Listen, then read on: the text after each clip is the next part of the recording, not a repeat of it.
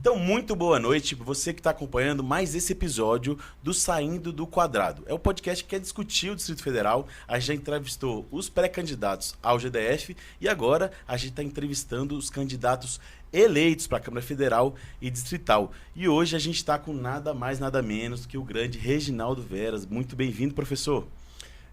Muito obrigado. Boa noite a todos que acompanham aí o Saindo do Quadrado. Não, nem tão grande assim, mas estamos aqui. Grande e referência aí, né? Todo mundo que fez algum cursinho conhece Reginaldo Veras e também pela atuação dele na Câmara Legislativa, que agora vai ter que dar uma mudada para essa atuação na Câmara Federal. A gente vai falar muito sobre isso, mas antes eu quero apresentar os honrados entrevistadores, porque aqui a gente sempre traz gente para entrevistar com a gente, para ajudar a gente nessa tarefa. E hoje eu vim pesadão, velho. Hoje eu não peguei leve, não. Hoje eu trouxe a Érica Dourado, que é a nossa referência lá na CCJ. Quem acompanha um pouco a CCJ da Câmara Federal, eu já falei até mais cedo, ou tira dúvida com a Érica ou tem medo da Érica. Geralmente os dois, né? A gente tira dúvida já com um pouco de medo. Ela é a nossa xerife ali da esquerda, é assessora legislativa do PT e também advogada. Seja muito bem-vinda. Obrigada, boa noite. Boa noite, professor. Obrigada pelo convite, Rafael. Sejam bem-vindos. Olá, tudo bom? É isso aí, gente. A gente vai ter vários temas aqui, porque a atuação parlamentar passa por, né, quase todos os temas, tem que jogar em todas as posições, mas um tema que a gente vai estar discutindo de forma muito forte é a pauta do serviço público, a derrota da PEC 32, e para isso a gente convidou o Pedro Pontual, que é a nossa referência aí também no debate do serviço público, que é da Anesp, que é uma entidade central nesse debate. Seja muito bem-vindo. Boa noite a todas e todos. Obrigado, Rafael. Uma honra estar aqui, poder conhecer mais o deputado Reginaldo Veras. E boa noite também, Beatriz e... Érica Dourado. Isso. Dourado, exatamente. E a gente espera poder ainda trabalhar muito com o senhor, deputado, para que a gente possa fazer o serviço público avançar. É isso, gente. A pauta do serviço público é muito dinâmica, muito viva, né? Então tem que sempre estar acompanhando. E uma das pessoas no dia a dia ali na Câmara que está nessa pauta é o Pedro Pontual. A gente, na resistência à PEC 32, a gente fez uma grande mobilização, né? Porque a gente sabe que tem entidades, perfis diferentes entidades, né? Falando abertamente, né? As entidades dos mais trabalhadores, das elites do serviço público. Nosso objetivo ali na liderança da minoria era juntar, porque a reforma ia atacar todo mundo, né? Então, foi um pouco que a gente construiu e muito com a participação do Pedro. Então, gente, como vocês já conhecem aqui, a gente começa devagar para baixar a guarda do deputado, depois a gente vai para cima. E para esse início aí mais gostoso, mais tranquilo, a gente quer saber da história dele. Reginaldo, de onde você veio, né? Onde é que você nasceu e como é que você foi parar na política? Eu sou um cearense ceilandense. Eu nasci no Ceará, cheguei a Ceilândia no dia 1º de janeiro de 78 e fiz aniversário no dia 2 de janeiro. Então eu cheguei exatamente com 5 anos de idade e fiz toda a minha vida na Ceilândia. Então fui estudante de escola pública lá. Foi lá que eu passei na Universidade de Brasília, estudei na Universidade de Brasília nessa labuta toda, pegando 2 horas de buzu para ir, 2 horas de buzu para voltar. Passei no concurso da Secretaria de Educação, onde estou até hoje, né? Só me afastei para o exercício do mandato. Então você é professor? Sou professor da Secretaria de Educação do DF há 30 anos, né? E paralelamente, toda a vida trabalhei também como professor de escola particular, com ênfase em preparatórios para pré-vestibulares e concursos. Só foi onde, né, explodiu mais. E eu até digo assim, né, eu sou filho da escola pública, por isso que nossa área de atuação primordial é a defesa do ensino público, da escola pública de qualidade. E a minha entrada, eu sempre militei, né, militei bastante. A minha família tem um histórico de resistência política, desde o Ceará. Mamãe, tem tio lá que é prefeito, e essa coisa toda. De que cidade, né? que você é mesmo? Sou de Crateús, no Ceará, no interior do Ceará. E aqui sempre militei, mas nunca passou na minha cabeça concorrer a um cargo político, tanto que eu nunca fui filiado a qualquer partido, ainda que historicamente tenha militado ali nas fileiras do Partido dos Trabalhadores, né, com um breve e rápido flerte na juventude no Partido da Causa Operária, aquela coisa de menino, assim, e tudo mais e tal. E, cara, lá para os idos de 2011, um monte de professores, principalmente da escola particular, estudantes, começaram, como eu sempre dava aula de política e de atualidade em geopolítica e tudo, a galera começou a questionar por que eu não entrava no processo eleitoral. E começamos a discutir isso, né? As boas ideias sempre nascem nas mesas de boteco, como a gente costuma dizer, e essa não foi diferente. E toda vez que a gente se reunia, a galera, e aí, vamos, não vamos? Não necessariamente era o meu nome, era um grupo que nós temos até hoje, que é quase uma confraria de professores das antigas, que os novos vão oxigenando, principalmente escola particular. E aí a gente ia discutindo, até que resolvemos trabalhar de forma mais séria e escolher um nome. Por fim, entenderam que o meu nome era o que tinha mais capilaridade, com maior viabilidade eleitoral, e a gente começou a levar isso mais sério. E aí, na hora H, acabei me filiando ao PDT. Isso foi que ano? Isso foi em 2013, o processo de filiação. Mas eu já vinha construindo essa potencial candidatura desde 2011. E aí nos filiamos ao PDT, fui ex-aluno do professor Cristóvão Buarque, de quem sou amigo. Tinha ali uma relação muito próxima com o Regufe, que ambos estavam no PDT naquela época. E como um bom brisolista, eu achei minha casa lá naquele contexto. E aí, de cara, graças a Deus, a gente conseguiu a vitória no primeiro pleito, que foi a grande surpresa da eleição de 2014. Me conta uma coisa, acho que para quem é de fora, para mim não é tão óbvio assim, mas a gente sabe que tem vários professores que são candidatos, ou vários, principalmente professores de concurso, que conseguiram entrar na política, né? Se a gente for citar alguns aqui, né? O professor Israel, se candidatou agora, também um novo pelo PSB, que eu esqueci o nome. Professor Rodrigo Francelino, professora Suzeli, tem uma galera enorme aí, então. E aí, assim, como é que é esse negócio, assim? Vamos lá. O próprio nosso candidato ao governo... Professor Leandro. Leandro Graça também era professor, né? Sim, mas o Leandro mais de escolas particulares, Ele era professor um grande professor de sociologia, diga-se de passagem. Qual é o barato, cara? Com a eleição do professor Israel em 2010, Israel era um menino, mas ele não era do mercado de concurso, ele era do mercado de pré-vestibular. E ele, né, já tinha sido candidato antes, teve 6 mil votos, se eu não estou equivocado, e depois foi eleito em 2010 com 12 mil votos. De tal forma que essa eleição do Israel abriu os olhos da galera. Porra, tem professor que tem mais capilaridade, tem mais bagagem histórica e até é mais conhecido que o Israel. E aí a galera começou a ver essa possibilidade de se lançar também. Nesse contexto, surgiu também a minha candidatura. Essa é que é a verdade, então a gente não pode negar aqui que o Israel foi precursor nesse processo, abriu o caminho. Mas ali no mercado de pré-vestibular, no mercado de concurso público, o primeiro fui eu. Uhum. Ainda que historicamente tenha trabalhado em pré-vestibular. E aí o professor Israel até adentrou também nesse mercado de concurso público a fim de ampliar a base eleitoral dele, e foi bem sucedido. Ele foi eleito novamente lá em 14 e novamente em 18. Federal, e aí a partir da eleição minha e dele, muita gente se lançou candidato, né? Na eleição passada, só do mercado de pré e concurso, acho que a gente tinha uns 10 candidatos. Caramba, é um mercado. A galera deve ser se acotovelado, né? Na política, assim, quando vai muita gente tentando passar no mesmo lugar. Aí começam a surgir aquelas disputas que às vezes as pessoas até esquecem o caráter, mas tudo bem, isso aí é parte do processo eleitoral. A gente gosta aqui das tretas, se quiser trouxer alguma aqui pra nós, a gente tá mais do que aberto, viu? Mas como é que foi, assim, chegar na Câmara Legislativa, né? Eu não sei, eu tenho esse problema, acho que a maior parte de nós tem, de não acompanhar muito a CLDF, né? E, assim, toda vez que a gente acompanha é por coisa ruim, né? Então, assim, como é que foi chegar e... Foi diferente da expectativa que você tinha? Não foi não. Eu sabia onde eu estava me metendo, eu me preparei bastante para isso, como estou me preparando bastante para chegando à Câmara Federal. Tanto que eu cheguei de cara, novato, já consegui a presidência da Comissão de Educação, Saúde e Cultura. Era uma comissão insignificante na Câmara Legislativa e sem nenhuma modéstia a gente deu notoriedade a essa comissão. Tanto que hoje ela é altamente disputada pelos parlamentares, né? Visitar a escola, produzir relatório, entregar para o Tribunal de Contas, tudo isso foi mostrando que era uma comissão importante e subaproveitada na Câmara Legislativa. No segundo biênio, a partir do jogo político, consegui ser presidente da CCJ como deputado de independente. Eu tinha rompido com o governo Hollenberg, porque ele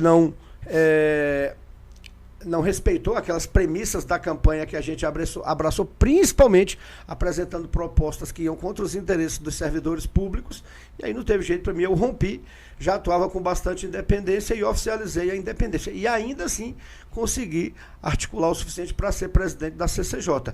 Tá aqui a Érica, sabe, a CCJ é uma pauleira na Câmara Legislativa, que tem essa fama de produzir projetos inconstitucionais. Ela é mais pauleira ainda, e aí ele falou que o pessoal ou te respeita ou tem medo, Érica. Lá comigo não era muito diferente, né? Tanto que eu ganhei o título lá de carimbador de projeto, porque projeto inconstitucional na minha gestão não passava nenhum. Eu filtrava tudo que você imaginar. Até aqueles que ideologicamente, né, não eram muito a minha linha. Por exemplo, era muito projeto, por exemplo, para fazer intervenção idiota na iniciativa privada. Obrigar comércio a fazer isso, obrigar comércio a fazer aquilo. E está claro lá que o Estado não pode estar intervindo explicitamente na iniciativa privada. Até o pessoal dizia lá que eu era o marxista que mais defendia a iniciativa privada na Câmara Legislativa, por não deixar passar essas propostas absolutamente inconstitucionais. Então, cara, a gente se preparou muito. É preparo, é trabalho. Eu montei uma equipe qualificada também. Ninguém trabalha só no parlamento. Então, o meu time é um time muito bom, muito qualificado, predominantemente composto de professores. E eu sempre digo que o professor se vira nos 30, quando ele não sabe. Eu até lembro que eu determinei algumas funções lá que ninguém entendia porra nenhuma daquilo que era assunto. Eu falei, vocês têm 3 meses para se preparar. Em 3 meses todo mundo era especialista. E já dava aula, inclusive, nos outros gabinetes. E é isso que a gente pretende fazer na Câmara Federal. São 513. Para ganhar destaque lá, tem que chegar chegando. É isso. E é para isso que eu estou estudando. Acho que uma coisa que a gente aprende depois de trabalhar um tempo na Câmara Federal é que na base dele, o deputado é uma coisa grande, é uma referência, né, o pesadão, assim, todo mundo procura ele. Mas na Câmara tem 513, velho. Entendeu? Você chega na sala, chega no plenário, tem 513 igual a você. Então tem um lance assim da pessoa tá no alto e depois tá lá e é só mais um. Então, assim, para botar a cabeça para fora, aí tem que saber se articular, conversar. É uma coisa que a gente, quando vê de fora, acha que é só fazer discurso, só tomar, mas a pessoa tem que saber ligar os pontos ali, que se ficar só o ponto piscando, não vai chegar a lugar nenhum. Mas é isso, assim, acho que a gente está aqui um pouco para discutir essa sua atuação na Federal, mas eu quero saber mais do Distrital também. Quais foram as principais pautas assim, que você se orgulha de ter tocado? O orgulho mesmo é uma, né? É o que todo mundo me pergunta, o pessoal até, sempre te faz a mesma pergunta, você sempre te dá a mesma resposta. Por ser professor da Secretaria de Educação, já ter sido diretor de escola, ter um pouco de conhecimento jurídico, dentro da Câmara a gente conseguiu agregar essas variáveis. E o maior legado que a gente deixou para a população do Distrito Federal, e isso é visível, é concretamente, né, observável, foi o que a gente fez nas escolas públicas do Distrito Federal. Principalmente por meio do envio de emendas parlamentares. Qual é o barato? As emendas parlamentares aqui no Distrito Federal elas são extremamente generosas. Cada deputado vai, por exemplo, para o orçamento do ano que vem, que está bem gordo, até porque aumentou 7 bi do Fundo Constitucional, por DF, cada deputado vai poder, por ano, destinar 25 milhões de reais em emenda parlamentar. Não basta destinar, ele tem que ter competência para saber onde está colocando, por exemplo. Para você ter uma ideia, eu e o deputado Leandro Graz somos os maiores opositores do governo ibanês, e é oposição pesada que a gente faz mesmo.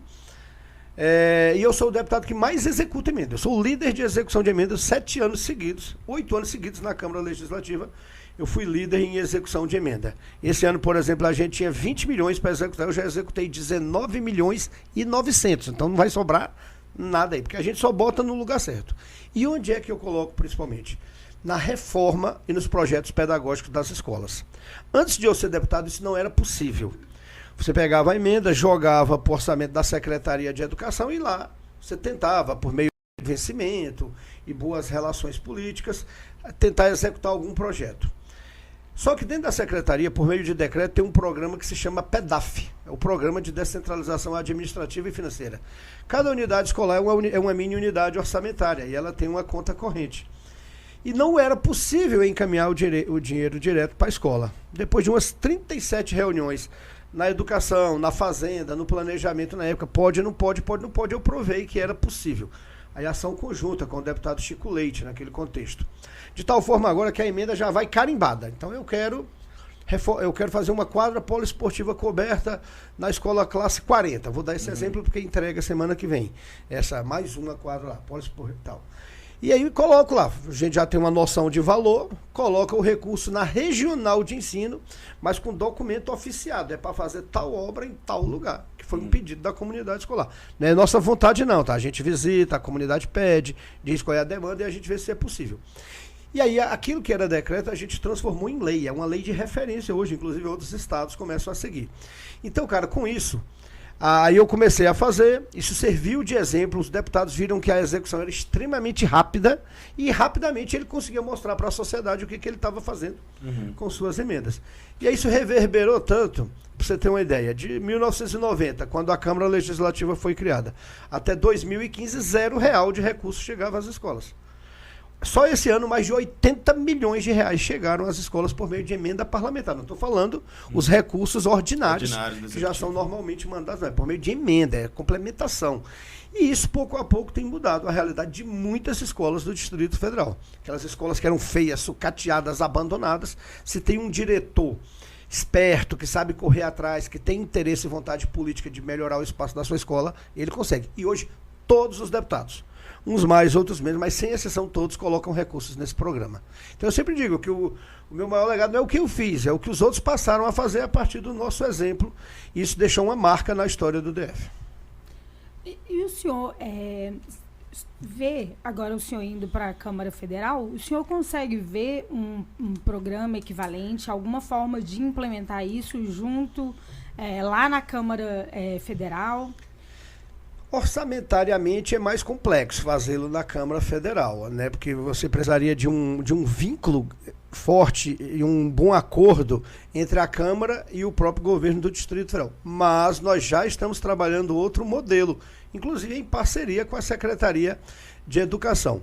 Como? Aí muito mais por meio de acordo político. Eu já até conversei com o secretário executivo, que tem o maior interesse, porque é grana que está chegando para melhorar o trabalho deles. Então eu vou, nesse contexto, qual é a ideia? É mandar para o bolo, para o orçamento, não carimbado, que não tem como fazê-lo, mas por meio de uma ação oficiosa, né, por meio de um acordo político, né, um memorandozinho e tudo mais, que não tem valor jurídico, mas que fundamenta esse acordo político, dizer, olha, estou botando X milhões e eu gostaria que a secretaria aplicasse na cidade X, na escola Y. Como é que se faz? Não dá para puxar direto, então vem para o bolo do orçamento, mas a partir desse acordo eles mandam em forma de pedágio ordinário. Eu coloquei no orçamento, engorda aqui o orçamento da secretaria, e aí a partir do nosso acordo eles mandam para onde a gente pedir. Então a partir de um bom acordo político dá para fazer. Só não é feito se a secretaria não tiver vontade política de fazê-lo. É muito doido, né? Porque historicamente o gestor das pastas são pessoas articuladas para trazer mais recursos para as pautas. Mas a gente está tendo uma nova leva de gestores que não tem muito feito questão disso. O astronauta, o ministro da Ciência e Tecnologia, falava assim, não tem problema cortar as bolsas, a gente aqui quer ajudar o ajuste fiscal aí, sei lá o nome que eles davam. É muito doido, né? Mas que a gente tem que ter o gestor é, acima de tudo, um batalhador que se articula com a Câmara Legislativa, com a Câmara Federal, para trazer recursos, né? Então, acho que é uma coisa que a gente tem que ter em mente. E eu acho que também agora a gente vai ter de volta esse tipo de gestor que realmente fala assim, não, vou vestir a camiseta do meu órgão, da minha missão institucional e vou fazer acontecer, né? E vai desde o gestor ali, mais da base, até o de estruturas mais complexas. Se você tem algumas escolas hoje no Distrito Federal, muitas escolas públicas hoje, cuja infraestrutura é melhor do que qualquer escola particular, de área central.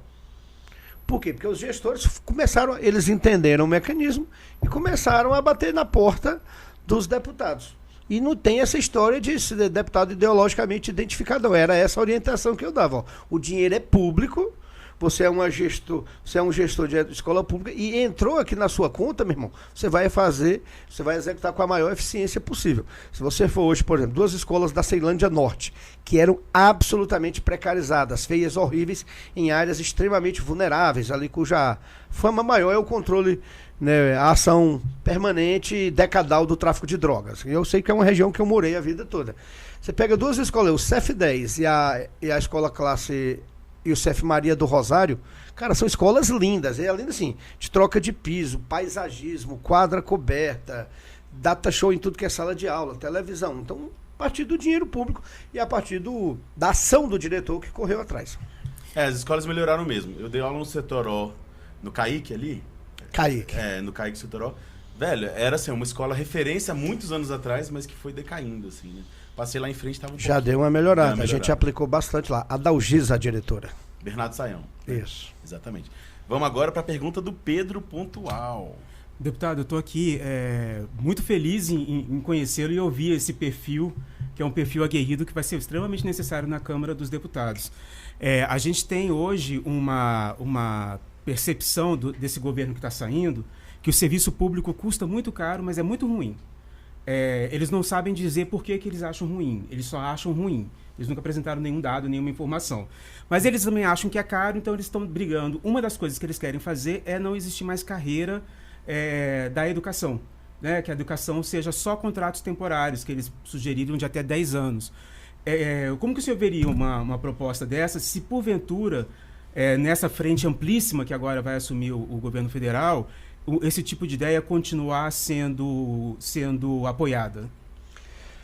Vamos lá, primeiro que é uma proposta insana e imoral. Qual é a lógica do serviço público e é isso que a sociedade tem que entender? Primeira coisa, o serviço é público. Ele não é do governo X, ele não é do governo Y, ele é da sociedade, ele é do público. Quem está ali é para ser servidor do público. Nós temos até alguns colegas que confundem e se acham o próprio público. Mas não, eu sou servidor público e nós somos servidores do público. É para isso que nós estamos ali. E aí qual é o barato? O grande barato do servidor público é o grande barato da estabilidade que a gente tanto defende, que está sendo aí questionada pela PEC 32, é o princípio da continuidade na administração pública. Contratos temporários, eles são como governos. Eles não têm políticas de Estado de médio e longo prazo. Eles não têm nem políticas, eles têm ações governamentais de curto prazo. E é isso que diariamente a gente tem que combater. Quem dá continuidade ao Estado, quem faz a prestação de serviço continuado, é o servidor público concursado estável de carreira. Qualquer coisa contrária é tentar se apropriar dessa estrutura para fazer ação de governo.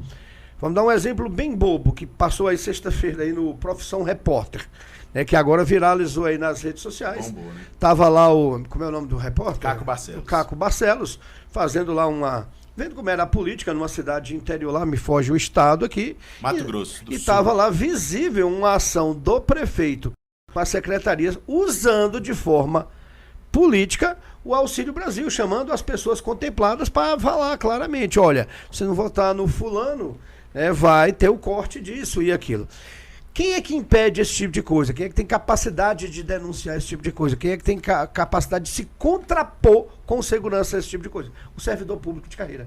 O servidor público estável que não está disposto a se subjugar a qualquer governo que seja, independentemente de questão ideológica. Então é esse o barato. Ou seja, e na educação, contrato temporário, eu já fui contrato temporário aqui na Secretaria de Educação em 1994, no início de 94, naquela época que pescava a gente, era no meio da rua, ei, vem cá dar aula, era desse jeito. Foram me buscar no Centro Acadêmico de Geografia, até hoje eu lembro, lá na UNB. A gente tava lá, conversando, Jogando sinuca. Pós-almoço ali, conversando fiado e tal. Aí alguém aqui mora na Ceilândia tem interesse em dar aula na escola tal, porra. Então, uma grana pra gente que é universitário quebrado é sempre interessante, ainda mais que era pertinho da minha casa e tudo mais. Então, já fui. E a gente sabe que o trabalho temporário, primeiro, ele é sempre precarizado.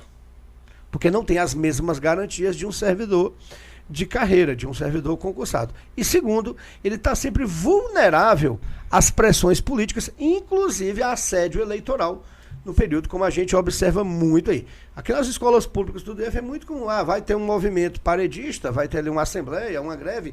O contrato temporário sempre fica receoso de fazê-lo, porque ele tem medo de represálias. Exatamente. Um bom exemplo disso também foi o lance das vacinas, né? Que teve a negociação para propina lá de R$1, $1 por cada... E foi um servidor, inclusive irmão de um deputado aí, que inclusive não foi eleito, mas enfim. Se ele não fosse estável, ele não teria essa condição de se levantar e falar, estão tentando roubar com o dinheiro da vacina. Então, muito importante, é uma luta que a gente não abre mão, né? Que é a estabilidade, etc. Né? Então vamos agora falar um pouco mais da atuação na Câmara Federal. Eu queria, na verdade, lembrei de outro assunto que a gente tinha que falar antes. Ibanez, né? A gente teve um governo reeleito no primeiro turno. Eu tinha esperança, né? O próprio Leandro Graça foi muito bem no primeiro turno, quase que consegue ele levar para o segundo, mas não conseguimos. Mas qual que é a sua expectativa agora com esse governo Ibanez? Você acha que ele vai conseguir se articular? Você acha que ele vai jogar mais solto? Como é que você acha que vai ser? Cara, primeiro que a gente tem que parabenizar o governador Ibanez, né? Apesar de todas as nossas ações e tudo, ele foi vitorioso e é inquestionável que ele soube usar bem a máquina e a estrutura para ser eleito. Eu também lamento, eu sou muito amigo, mais do que companheiro de partido e de plenário, eu sou muito amigo do deputado Leandro Graça. A gente estava na rua direto, à medida que a gente passava lá nos caminhões e nas nossas andanças aí pelas várias cidades, a população estava abraçando, era ela de Leandro, era ela de Lula, e a gente percebeu que aquilo tomou corpo e a gente tinha quase certeza que nós chegaríamos ao segundo turno. Infelizmente, por 0,3 a gente não chegou. 4.996 votos, para ser mais preciso. E olha que curioso, hein, rapaz? Como apesar de tudo, com toda a onda, capacidade da população se informar, a gente ainda peca em algumas questões. Eu não sei se você sabe desse dado, mas o TRE liberou, né, o detalhamento dos votos nulos. E, para nossa surpresa, 18 mil pessoas para governador no DF anularam o voto apertando 13. Quando não existe esse número, o nosso número era 43. Então aquele petista mais tradicional que sai apertando 13 em tudo, ele manteve a linha, mas esqueceram de avisá-lo que não tinham 13 ali no meio do caminho. Olha que loucura, para você ter uma informação, ideia. 18 mil votos. É o que já seria suficiente para dar um segundo turno. Mas no meu caso, o governador Ibanez, cara, ele está com a faca, fazendo uma análise muito pragmática, ele está com a faca e o queijo na mão.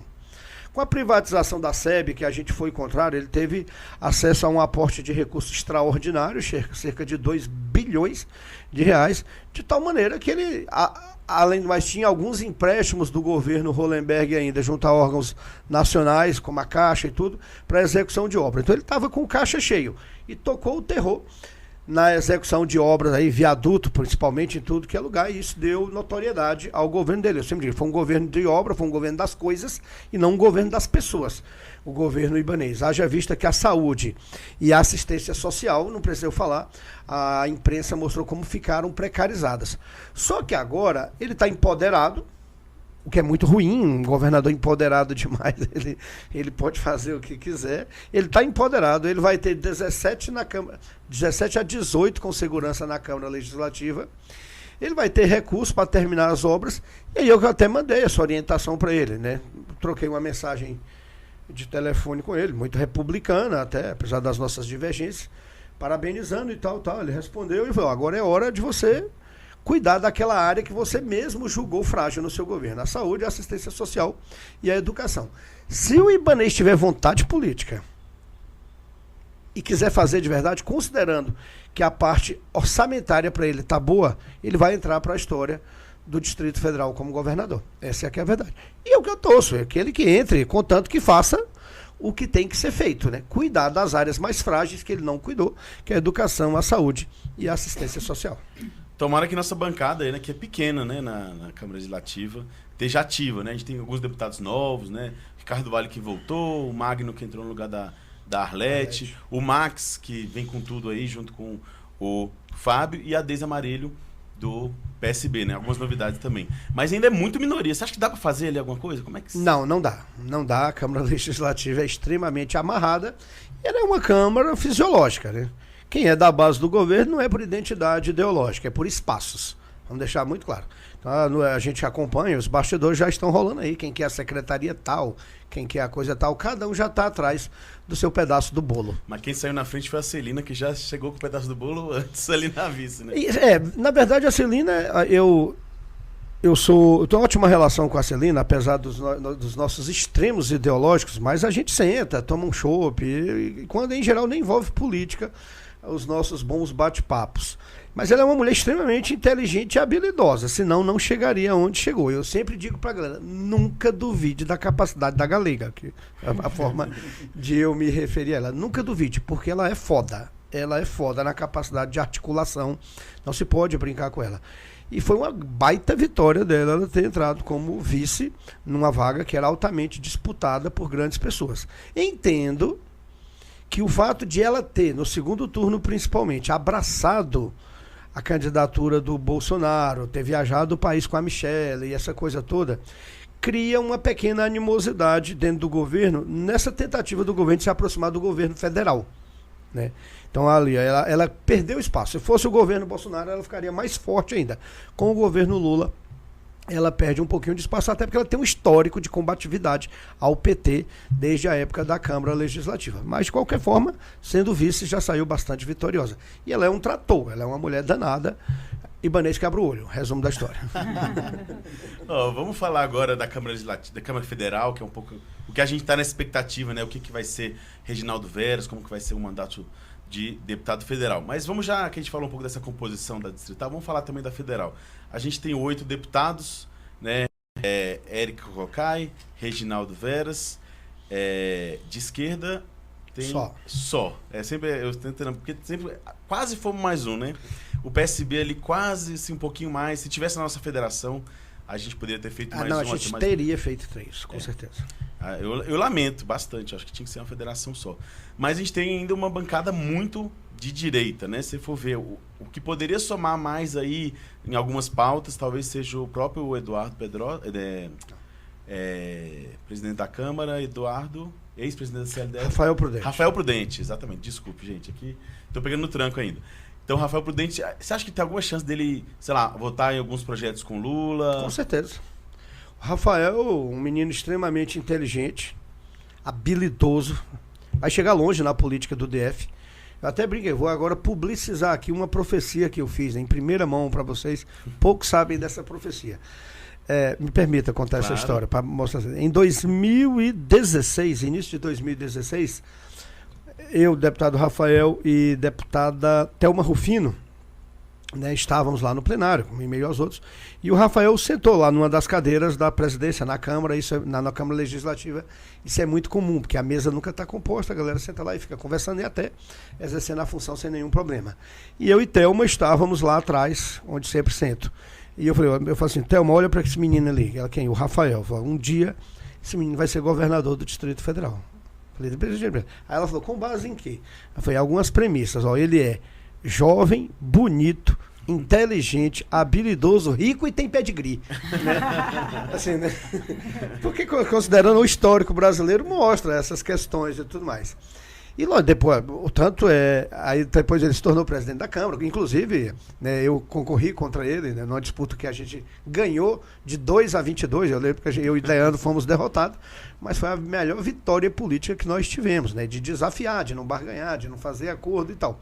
E eu tenho uma ótima relação com ele, ótima mesmo, sim, e tudo mais. E aí ele, numa dessas viagens aí do governador e do vice-governador, ele me ligou e falou, professor, sua profecia...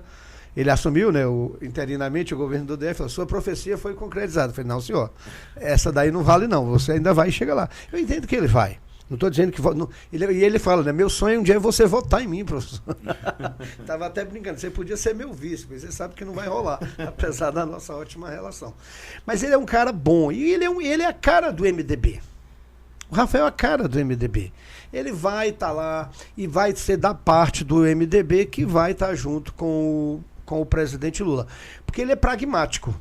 Apesar de, eventualmente, nessas pautas de costumes, ele abraçar um lado, mas ele nunca leva isso assim, de forma enfática nem nada. Vai na onda, digamos. Mas nas partes pragmáticas, ele vai ajudar bastante o Distrito Federal, tenho certeza disso. E é um cara de fácil diálogo, de fino trato e fácil diálogo. Então, já entrando na pauta federal, a gente vai ter, daqui para frente, pensando no futuro, a gente tem a geração Covid, que são os alunos que, sobretudo os de escola pública, que ficaram prejudicados na esteira da escolaridade, né? Pararam, perderam tempo e agora vão ter que correr atrás. E o MEC, ele se furtou ao papel de um coordenador nacional para oferecer alternativas e soluções. Então, esse é um problema que não está ainda equacionado, encaminhado. Talvez essa seja uma pauta que vai ser muito importante agora, nesses próximos anos, com o novo governo, e talvez a Câmara Federal tenha um papel muito importante para conseguir pressionar e construir soluções que sejam, de fato, benéficas para a população. Olha só, isso é fato, hein, cara? Mas a Câmara Federal só vai poder atuar efetivamente pressionando e aportando recursos.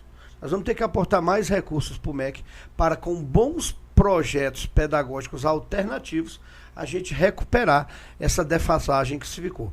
Então, vai ter que colocar recursos nas escolas via... Como é que é o nome do programa? Tem um programa federal que o governo vai direto para a escola. Me foge o nome agora. Dinheiro para a escola. Semelhante a esse... PDDE, obrigado. É até muito parecido com o nosso PEDAF aqui. Então vai ter que colocar no PDDE para desenvolver projetos pedagógicos alternativos no contraturno a fim de recuperar. Mas é coisa séria, né? Daquela história de transformar a escola em depósito e colocar o menino lá e dizer que a educação é integral. Não dá para fazer. E a baixo custo. Cara, professor, eu sou suspeito para falar, mas professor é foda. Professor trabalha pra caramba, professor é criativo, ele está disponível. E se tiver o mínimo de condição, ele vai conseguir fazer um trabalho para recuperar isso. Agora, precisa de uma política pública norteadora vinda do MEC. Cada um, dentro do seu projeto político-pedagógico, faz, mas precisa de uma política norteadora do MEC. Inclusive com o desenvolvimento de aplicativos e tecnologias que permitam fazer isso. Eu acho, investe-se muito, mas investe muito sem consultar a base. Né? Assim, dá para fazer. Quem tá fazendo. Sem consultar quem está fazendo. Pega lá um especialista, um tecnólogo, um doutor da puta que pariu. O cara tem 10 mil anos que não dá aula, que não conhece o chão da escola. Ele conhece a teoria, mas não conhece a prática do dia a dia. Ou conhece de ter feito uma visita de campo. Não se faz mais isso. E eu tenho muita tranquilidade para fazer, porque já fui pesquisador e tudo mais, e nunca deixei ali o chão da escola. Se consultar o professor, quais os mecanismos e tudo mais, e desenvolver a partir disso, dá para usar essas tecnologias também para recuperar essa defasagem pós-Covid aí. Só antes, eu queria comentar um pouco esse assunto, porque eu peguei uma briga com aquela Ilona Betkerraz lá, que era comentarista da CBN de Educação. E ela defendia o Velez, que foi aquele primeiro ministro, e defendia, assim, radicalmente, ela se tornou uma bolsonarista dessas biruta mesmo, o Carlos Andalim, que virou o secretário da secretaria que foi inventada para ele, que era a Secretaria de Alfabetização. Então você tem no MEC, né, tem a Secretaria de Educação Básica e outra secretaria na mesma altura, a de Alfabetização. E esse cara, assim, ele é um pouco da cota olavista, totalmente, assim, negacionista mesmo, assim, diz que é pesquisador, mas é negacionista, nunca leu o que ele comenta. E foi um pouco esse cara que desembocou nesse grafogame, que é um pouco a materialização que você está falando, mas de uma forma meio esquisita. Acho que a maior prova que é meio esquisita, que o próprio Bolsonaro fala assim, não, educação não precisa de professor não, o grafogame resolve tudo em 6 meses, está resolvido. Diz que o menino consegue se alfabetizar pelo grafogame, tá de sacanagem. Né? É esse tipo de coisa que mostra. Cara, o processo de alfabetização é extremamente complexo, é algo lindo. Eu até brinco falando sério. Professor que alfabetiza tinha que ganhar 30 mil reais. E é algo mágico, gente. Você pegar um menino que não consegue entender códigos, que não sabe sinais, a linguagem, e transformar aquilo em linguagem oral, em linguagem escrita. Cara, é sensacional. Essa pessoa tinha que ganhar 30 pau, velho. Até porque aguentar 30 meninos dentro de sala de aula é foda. Quem tem filho não aguenta um. Imagina 30. E não é teu ainda. Tu nem pode usar as regras. Então você conseguir administrar uma sala com 30 meninos, conseguir tirar aquele menino do zero e fazer ele entender os códigos que viram escrito e viram linguagem, eu até me emociono, porque isso é mágico, isso é sensacional. O cara deve chegar a 30 pau, véio, sem dó. Exatamente. Érica, tinha uma pergunta que eu atrasei. Sim. Professor, estamos vindo de um governo federal devastador, principalmente no campo da educação, né? Tivemos os 4 piores ministros da educação da história.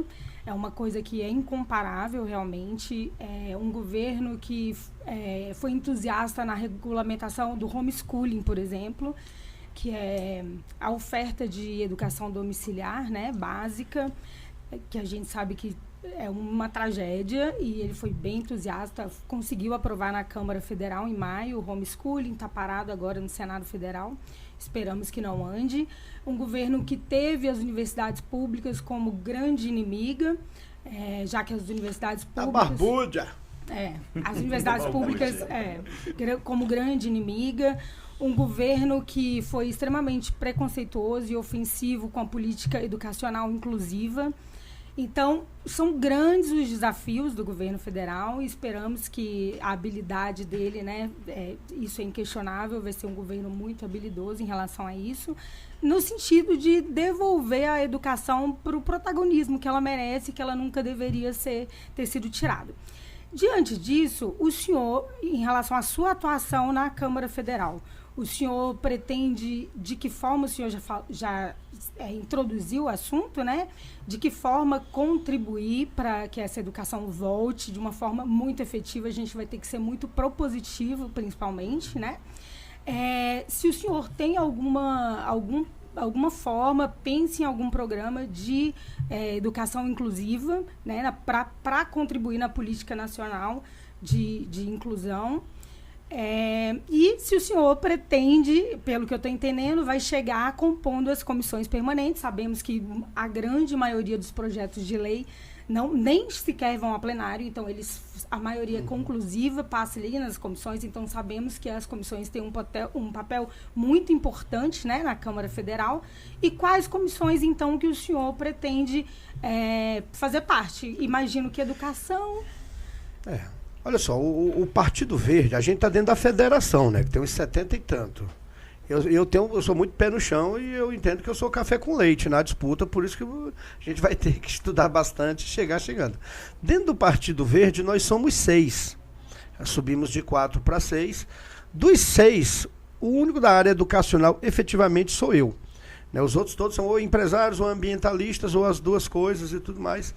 Então, acredito que, já vou até conversar com o nosso líder, o Bacelar, na semana que vem, já para mostrar onde é que eu quero atuar. Deixa eu te falar um negócio, o Bacelar é ótimo. Ele é um cara maravilhoso. E ele é da educação também. Sim. Ele era, inclusive, foi presidente da comissão do como chama o plano... Enfim, do... Plano Nacional de Educação. Exatamente. Ele era da comissão. Ele também é da educação, né? Ele foi lá e eu fui do plano distrital aqui. Então, eu consegui até compatibilizar na CCJ e na educação a relatoria do projeto, né? Coisa assim, até que meio inédita. Mas é isso, eu quero conversar com o nosso líder, com nossos colegas, para que eu componha a comissão de educação, o ACOMEC, aquela comissão mista, que é até mais ampla e tudo mais. E se houver possibilidade, a CCJ, essas são minhas áreas princípios. Até porque já é uma tradição da galera participar da Comissão de Meio Ambiente, ainda que eu tenha formação nessa área, eles já têm mais gabarito do que eu, know-how, até experiência na casa, para atuar mais na Comissão de Meio Ambiente. E essa é a ideia. A ideia é que a gente devolva para a educação, o Ministério da Educação. A gente devolve para a educação as políticas educacionais. Ficou claro, dentro dessa lógica de criminalizar o serviço público, que o nosso amigo que questionou, colocar junto a educação, junto dos institutos federais, as universidades e os próprios professores.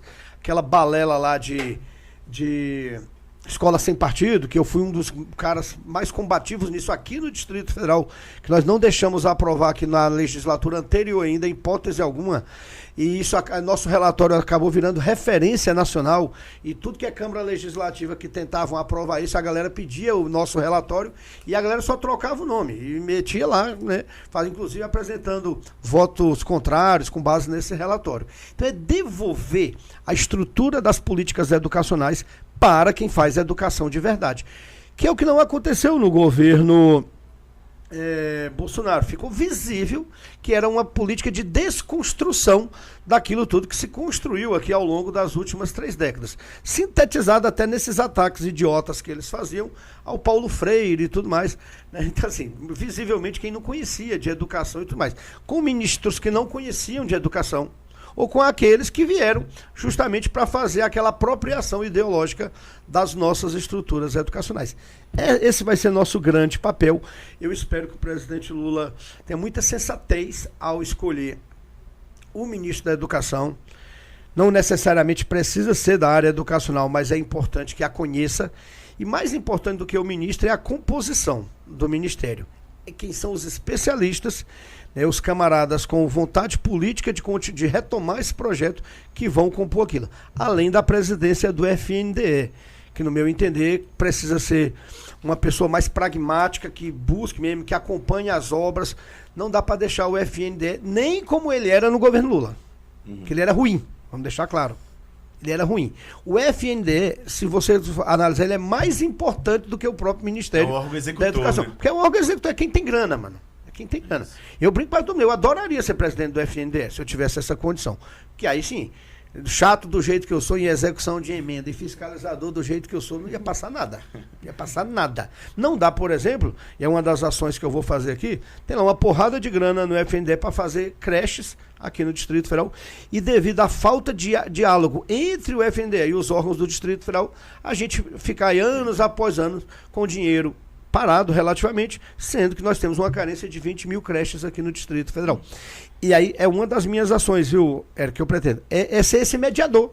Eu sempre fiz muito bem esse papel na Câmara Legislativa, apesar de ser oposição, de ser esse mediador entre o recurso que está lá e a capacidade de execução do GDF, que eu vou cobrar, porque geralmente aqui também deixa a desejar na hora de executar a grana do Fundeb e na hora de executar a grana do Fundo de Saúde. Nós vamos estar em cima. Você falou do PV, eu até falei do Bacelar, ele foi presidente da comissão do Fundeb. Eu estava tentando com o P, mas é o Fundeb, né? Foi uma luta bem importante. Mas eu queria que você apresentasse um pouco o PV na Câmara Federal pra gente, porque o PV tinha 4 deputados que todos saíram do partido. Essa história é recente, a gente tem o partido todo trocou. E aí ele fez uma guinada à esquerda. Ele só tinha um deputado de esquerda, que era o Israel, foi um lutador importante na reforma da Previdência, ainda no PV, e tinha 3 deputados de direita. E aí, um pouco preparando para 2022, para a eleição, o partido mudou totalmente. Agora, acho que todos os deputados são de esquerda, né? Todos são do campo progressista. Uns mais, outros menos. É normal isso. Eu não sei te apresentar o PV ainda, porque a maior parte dos nossos deputados eleitos pelo PV, eu tive pouca conversa, eu tive pouco diálogo. Já está agendada aí para as próximas semanas uma reunião aqui dos 6 deputados, a nossa bancada, né, de 6, para a gente já fazer uma conversa com o nosso presidente Pena e com o nosso vice-presidente, que é o presidente local, o Brandão. Então eu não saberia te apresentar. Cola no Bacelar, velho. Gente boa, já nos falamos. Gente boa demais. Cola no Bacelar. E a assessoria técnica também é muito legal. Então, assim, é uma galera que comprometida com o trabalho. O PV vai ganhar mais destaque agora, né? Até porque dentro da área ambiental, como bandeira principal, o PV tem 6, a rede tem 2. Né? Que é a nossa ex-ministra Marina e o meu grande amigo, o deputado Túlio Gadelha, que assim como eu, tivemos que sair do PDT e arranjar novos espaços que o partido não estava ajudando. Então, acredito que nessa área ambiental a gente vai ganhar um bom destaque aí, até porque tem 5 lá que são craque. Eu não sou craque ainda, apesar de ter formação na área e tudo mais. Agora vamos para a pergunta de Pedro Pontual. Bom, deputado, o papo tá fantástico. E são muitas perguntas que passam pela minha cabeça. Eu queria fazer uma sobre o salário. O senhor mencionou, né? O professor que alfabetiza deveria ganhar R$30 mil. Esse, na verdade, é um dos grandes dramas no Brasil, é o quão mal a gente paga os professores aqui, sobretudo da rede pública. E a gente tem aí, está entrando aí num novo governo em que essa parte da responsabilidade fiscal ela sempre é apresentada como uma prioridade maior, acima mesmo da responsabilidade social, porque, afinal de contas, orçamento público existe para financiar bens e serviços públicos, e não para pagar juros. Mas prioriza-se pagar juros do que financiar bens e serviços públicos. O senhor acha que vai existir um espaço dentro disso para conseguir discutir pelo menos uma proposta futura? Porque não é uma mudança que vem de uma hora para outra, né? Vai demorar aí talvez uma década para conseguir mudar o patamar, mas o senhor entende que dá para aprumar um projeto que possa melhorar o quanto a gente paga para os servidores públicos de ponta, que são os que muito trabalham e pouco recebem? Ouça bem o que eu vou falar, que eu já vou antecipar aqui no meu pragmatismo. O primeiro ano, não posso usar aqui, vou usar um palavrão. Pode ir à vontade. Nós estamos fodidos no primeiro ano. Fodido. Servidor, um dos compromissos de campanha do presidente Lula era recomposição salarial. Não rola. O orçamento não foi feito por ele. O orçamento foi feito agora nesse último ano de governo Bolsonaro. Usando a máquina pública de forma eleitoral, essa história de concessão do Auxílio Brasil, que é necessário, ninguém vai lá, mas houve um gasto acima do teto permitido, usando eleitoralmente mesmo. Dentro da loucura e das promessas de campanha, isso é fato, já o que ia durar até dezembro, agora vai ter que durar o ano todo. E o presidente vai ter que achar, o presidente Lula vai ter que achar orçamento nisso aí. Some-se a isso que todos esses gastos de pandemia, mas eles vão se refletir mesmo no ano que vem. Então vamos ser muito claro aqui, muito honesto com quem está com a expectativa de transformação brusca no ano que vem. Não rola. O primeiro ano do presidente Lula vai ser um ano difícil, vai ser um ano de ajuste fiscal, de adequar o orçamento ao que já existe e às promessas de campanha dele. Então, assim, eu não consigo vislumbrar qualquer possibilidade de recomposição salarial proposta. Você bem já disse claramente na sua pergunta. A gente tem que começar a debater para o futuro. Em um ano, com muita inteligência e muita habilidade, você consegue já dar uma ajustada no orçamento para construir propostas até de aumento e qualquer outra ação para o ano de 2024. Mas quem votou no Lula, achando que já vai ter aumento no ano que vem, é melhor não criar expectativa para não ter frustração, que é uma regra que eu levo para a vida. Quem não cria expectativa não gera frustração. E a gente tem que ser honesto, cara. Esse país foi construído nesse último ano. Por quê? Porque se o Bolsonaro é reeleito, ele não tinha mais nenhum compromisso. Ele ia ter mais 4 anos e dane-se. O outro governo que assumir, qualquer um que seja, vai ter problemas. E eu entendo que a economia mundial está deixando claro que a situação não está favorável, não. Você vê, a Europa está com índices inflacionários significativos. O Biden está com... Tem semana que vem, tem eleição parlamentar nos Estados Unidos. O Biden vai ter dificuldade, que o Partido Republicano vai eleger maioria nessa caminhada da fragilidade econômica que o mundo inteiro está vivenciando. A China não está crescendo no mesmo ritmo. Mas a gente vive ciclos no capitalismo que são muito dinâmicos. Então o ano que vem vai ser um ano difícil para todo mundo. E o Brasil, com suas dificuldades internas e as dificuldades externas, vai ter muita dificuldade. Mas o mundo todo vai voltar a crescer a partir de 2024. Eu tenho plena certeza disso. E aí a coisa começa a fluir. Agora, acima de tudo, eu sou muito admirador da capacidade de diálogo e articulação do presidente Lula. Ele é foda. Ele é danado. E ele vai saber gerir essa situação toda. O Congresso aí é um Congresso conservador. Eu disse até isso em outra entrevista. O Centrão, você tem a direita, você tem a esquerda e você tem o Centrão. E qual é a ideologia do Centrão? É estar no poder. Eu até brinquei, a Isa está aqui do nosso lado, nossa jornalista, e ela é petista e tal, e eu falei, fique tranquila, que dia 30, na hora que o Lula ganhar, já tem as 3 primeiras pessoas que vão ligar para ele. Ela quem é? Ciro Nogueira, Arthur Lira, né, e o Valdemar da Costa Neto. É batata, esse povo vai estar com o governo. Eu queria adicionar um elemento, que é o seguinte, não há nada mais conservador do que um liberal no poder. O que eu estou querendo dizer com isso? Nunca deixaria um governo Lula, por exemplo, fazer coisas antiliberais como deixaram o Bolsonaro. Nunca daria um cartão verde para o ministro da Economia como deram para o Paulo Guedes. Por exemplo, vocês acham que o governo Lula poderia aprovar uma PEC dos precatórios? Imagina a grita que ia ser.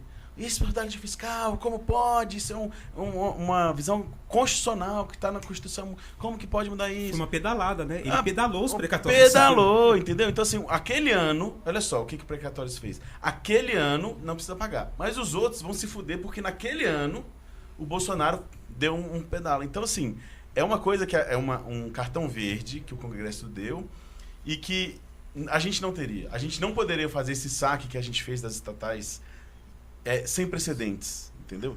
Então, assim, essas coisas que acho que tradicionalmente a gente trataria como irresponsabilidade fiscal, nunca o governo que defende uma política de desenvolvimento e tal, que não é austericida, poderia fazer. Mas o liberal Paulo Guedes pôde. Então, eu acho que a gente vai ter algumas limitações que coisas que não foram óbvias um ano atrás, porque a gente votou essas coisas um ano atrás, agora vão ser óbvias. Então, assim, eu acho que a gente vai ter esse desafio de, a gente vai ter uma política agora que é para gerar desenvolvimento. Para gerar desenvolvimento, o Estado tem que ter um papel de desenvolvimento, ou seja, investir em educação, saúde para o longo prazo, mas no curto prazo ajudar as empresas a trabalharem, fazer políticas de financiamento que sejam racionais, né? Então, assim, financiar o pequeno, que é o que mais gera emprego. Eu acho que a gente tem que ter uma política larga para gerar desenvolvimento e emprego e renda. A gente tem que ter uma puta de uma política de ajudar os pequenos empresários, que é quem gera emprego. Então, isso que vai gerar emprego e renda. Enfim. Eu agrego uma coisa, acho que o Brasil peca muito. Vamos lá. Vamos pegar Auxílio Brasil. O valor é de R$600. Para o camarada ter uma renda, para se alimentar e tudo mais. Vamos voltar. Vou pegar um assunto global e um exemplo específico. Lá aquele asiático que foi prêmio Nobel da Paz por fornecer pequeníssimas linhas de crédito. Yunus, né? Yunus, isso. Obrigado, Mohamed Yunus. Oferecer pequeníssimas linhas de crédito, em geral, para mulheres, chefe de família. Quando você faz o estudo do que aquele cara fez, eu não sei por que diabos aqui no Brasil ninguém pega para estudar o que aquele cara fez. Tá certo, ele era banqueiro e tinha grana sobrando, como qualquer bom banqueiro, e resolveu ganhar dinheiro dando ali uma responsabilidade social. Então ele pegava ali, cadastrava as pessoas, aí em geral, né, e liberava linhas de crédito que hoje variam entre 300 e R$1.000. R$300 e R$1.000. Para a dona Maria que queria fazer um din-din para vender na porta da casa dela e gerar uma renda, mas ela não tinha a porra de uma geladeira, né, para comprar os insumos básicos. Você sabe que esse estudo do Yunus mostrava que a pessoa pegava o recurso, pagava em até 10 vezes, com o juro negativo ou o juro subsidiado. Ou até perda mesmo, né? Empréstimo a título de fundo perdido em parte do recurso. E o mais curioso é que ele sabia que era um empréstimo de risco, é que 98% pagaram. Mulher paga mais que homem, vamos deixar claro, a história mostra isso. E os dados estatísticos também. Mulher é mais... é menos inadimplente do que o homem. Aí eu te dou um exemplo bem, pegando isso, e a gente tem que pensar isso como política pública. Eu estava lá nas redes sociais e uma aluna minha de ensino médio, lá do setor P-Norte, na Ceilândia, entrou em contato. Professor, beleza, papapá, professor, queria te fazer um pedido. Falei, manda lá e tal. Aí mandei meu zap para ela, entrou em contato comigo pelo zap e tudo mais. Professor, tô desempregada, tenho meu filho para criar, e PPP separado e tal, e tô sem renda nenhuma, mas eu sou craque em negócio de... Nem sabia que existia essa porra. Eu sou craque em alongamento de unha. A Érica deve conhecer. Negócio de unha de gel, eu não sabia nem que existia isso. Tal, né? E aí ela queria... tem aqui um negócio aqui na garagem de casa e tal e tal. Aí eu falei, porra, fudeu, né? Porque eu não tenho grana. Aí eu falei, quanto é que você precisa, né? Aí eu tava assim, imaginando, pô, vai me pedir uns 2 pau, eu não tenho condição de ajudar. Ela, professor, com R$300 eu consigo começar o troço aqui. Aí eu falei, mas como é que é? Não, eu preciso comprar o material lá e tal. Aí eu, fazendo a conexão como uma manicura, eu falei, mas você vai precisar de uma cadeira, de um suporte de braço e tal. Não, mas isso aí a gente adapta. Eu falei, não, quanto é que custa tudo isso aí? Aí ela falou, não, com R$600 eu compro tudo. Aí eu falei, tá bom, eu vou te mandar essa grana, né? Aí mandei, assim, empréstimo a título de fundo perdido. Dei, não tinha nenhuma pretensão de recebê-lo. Rapaz, quando deu 4 semanas, aí ela quando deu 2 semanas, ela começou a me mandar vídeo lá dela, já fazendo o trabalho dela. E com 4 semanas, professor, eu já quero te pagar a primeira parcela. A primeira parcela de que? Não, do empréstimo. Não, não te dei empréstimo, eu te dei essa grana para você iniciar o seu negócio. E ela falou que já estava... Aí eu descobri que um negócio, cada unha dessa aí, só é 250 conto, mano. E tem a manutenção. Olha aí. Mensalmente. Aí assim, cara, aí eu até brinquei, não, reinveste, pega esse recurso e reinveste no seu negócio. Ou se tiver alguma colega sua que fez curso junto com você e que queira... abrir também, financia a sua colega. E deixei por conta dela e tal, aquela coisa. Mas eu achei muito esse exemplo como referência, porque, cara, tem uma porrada, milhões de mulheres, de homens, de chefes de família, que querem ou uma complementação de renda, ou uma coisa. E isso não é subemprego. Isso é complementação de renda. E às vezes é até emprego mesmo, é o investimento do cara. Que se o Estado cria uma política pública de micro crédito, ele tira um monte de gente da linha de pobreza. E o Brasil nunca fez isso. Nunca fez isso. A gente tem que repensar isso. Não é só dar o auxílio. Porra, dar o auxílio, qual é o retorno? Porque o Bolsa Escola antigamente tinha que vacinar o menino, tinha que manter o menino na escola e tal. Tinha alguns critérios, tinha algum retorno. E hoje, qual é o critério que tem? Nenhum. Então a gente tem que parar. Claro que o assistencialismo é importante, mas o assistencialismo barato e eleitoreiro não dá pra gente continuar. Vira aquele negócio do Caco Barcelos. E eu acho que é muito interessante a gente estudar, porque o Bolsa Família é o programa mais estudado do mundo. Estudado lá fora e estudado aqui. E foi uma política que foi evoluindo. Ou seja, veio ali do Bolsa Escola, aprendeu algumas coisas do Bolsa Escola, mas a gente passou 10, 15 anos evoluindo esse programa. Eu gosto muito de escutar a ex-ministra, que eu acabei de esquecer o nome dela, Tereza Campelo, falando. Ela tem vários livros sobre e tal. E era um programa que complementava o estilo de vida da pessoa, porque a vacinação, via alimentação, a frequência na escola e várias outras coisas, além de priorizar a mulher. E a gente simplesmente pegou essa política pública e destruiu para fazer Auxílio Brasil. Aumentando o valor, mais ou menos, porque o valor não estava sendo atualizado pela inflação. Então ele compara o valor a média lá de trás com o valor de hoje. Então, assim, a gente destruiu uma política pública que era referência mundial e acho que a gente tem que reconstruir essa política pública. E se puder, eu acho que tem que aumentar o valor também, mas enfim, a gente tem que ter uma política estratégica, porque só despejar dinheiro é clientelismo, que a gente conhece bem no Brasil. Gente, a gente está chegando perto do final, porque eu sei que o deputado tem um outro compromisso. Vamos ver se vocês têm as últimas perguntas aí, que vocês prepararam. Pedro? Bom, na verdade, a minha pergunta é, já que a gente está falando sobre Partido Verde, educação, como que o senhor vê a possibilidade de se aperfeiçoar a educação ambiental nas escolas a partir da Câmara dos Deputados, né, a partir do governo federal? O senhor entende que isso seria uma construção viável, sobretudo considerando, como o senhor mesmo colocou, que a gente vai entrar numa situação de cinto apertadíssimo? Enfim, o senhor acha que isso é uma possibilidade de trabalho? Acho pouco provável. A realidade das políticas ambientais, elas são locais, elas não são nacionais. Ainda que, no fundo, o somatório das pequenezas forme a questão ambiental. As escolas públicas, pelo menos as que eu conheço, elas já desenvolvem trabalhos de política ambiental e bacana. Só que cada uma faz por conta própria. E, em geral, não tem uma ação coordenada dos órgãos públicos. Vamos dar um exemplo bobo. Tentaram fazer, né? Tenta imaginar o tanto de papel, e papel bom, papel de qualidade, que a gente movimenta dentro das escolas diariamente. Se houvesse uma política minimamente organizada, todo esse papel, lixo, eles já teriam um local adequado para armazenar, para as cooperativas de catadores só passar e recolher. Não as cooperativas. O Estado pega um caminhão, sai recolhendo e já leva. É papel de qualidade, porque papel não é tudo igual, não. O que mostra que numa política federal para fazer isso é mais complicado. Eu acho que valeria mais a pena. Claro que você pode tentar, claro que você pode incentivar, claro que você pode aportar recursos para iniciar isso. Mas eu acho que tem mais o perfil de uma política distrital. Até porque cada estado vai ter a sua realidade própria. Tem município aí que não tem nem aterro sanitário, é lixão mesmo, aí fica complicado. Mas dá para a gente começar a fazer isso em pequena escala e de forma experimental em alguns lugares. Que é outra coisa que eu sou muito chato em administração pública. Aqui no Brasil ele tem um erro histórico, secular. O que é comum no Brasil? A pessoa tem uma ideia. Ela acha que a ideia é um projeto. E aí eu tive a ideia e tal, e mete grana para executar a ideia, sendo que ele não planejou, ele não testou, ele não tem um piloto, tem porra nenhuma, e o cara já sai executando em larga escala. Eu, como parlamentar, vejo muito isso.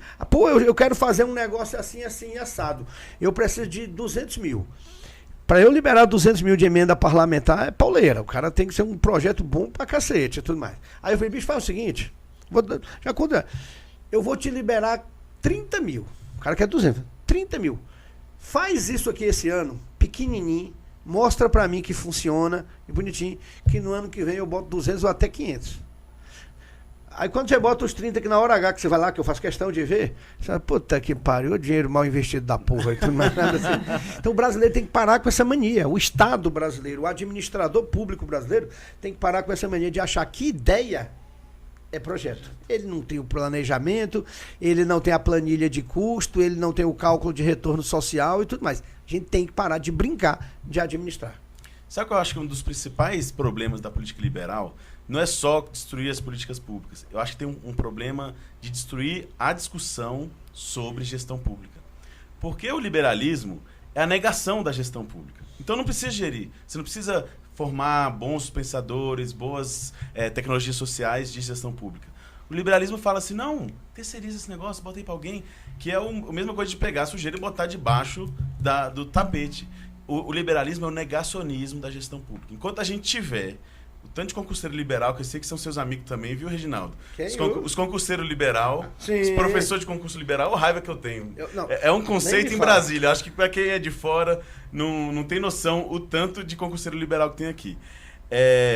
Mas acho que é importante ter essa noção de que a gente precisa aprender a gerir a coisa pública. A gente precisa fazer acontecer de uma forma barata, aperfeiçoar os meios de controle e os meios de execução.